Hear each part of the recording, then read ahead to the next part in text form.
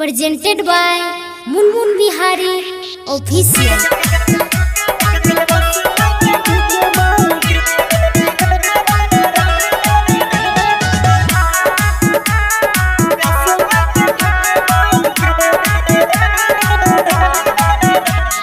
मेरे जेबो माहुर खाई के जन अब हम नहीं रुकबोगे,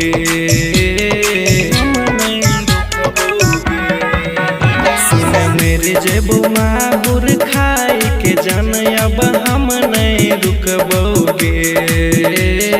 दिलवा से खेल कली सुनी गे अकेल कली असमा का धुकबोगे। दिलवा से खेल कली सुनी गे अकेल कली असमा का धुकबोगे।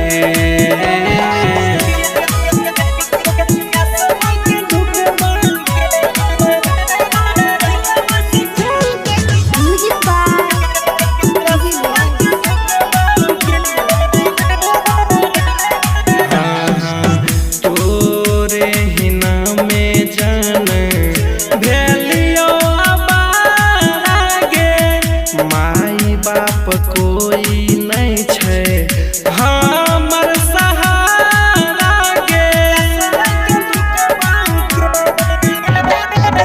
तोरे ही नाम जान भेलियो आवारा गे।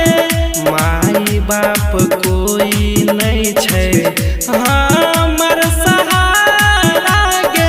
तोरे वियोग में सुनी हमें सोग में दिन रात उठबोगे। दिलवा से खेल कली सुनी गे अकेल कली असमा का धुकबोगे। दिलवा से खेल कली सुनी गे अकेल कली असमा का धुकबोगे।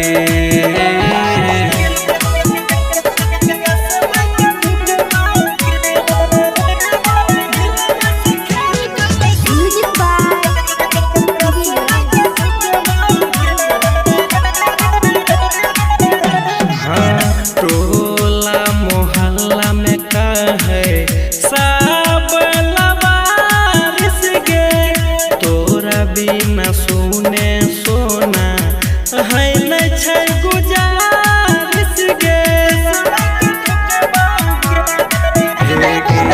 टोला मोहल्ला में कहे सब लवारिस गे, तोरा बिना सुने है नहीं छै गुजारिस गे। तोरे याद में संतोष मुन मुन दिन रात सुख तोगे।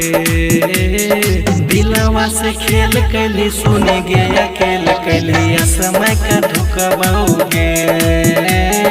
दिलवा से खेल कली सुनी गे अकेल कली असमा का धुकबोगे।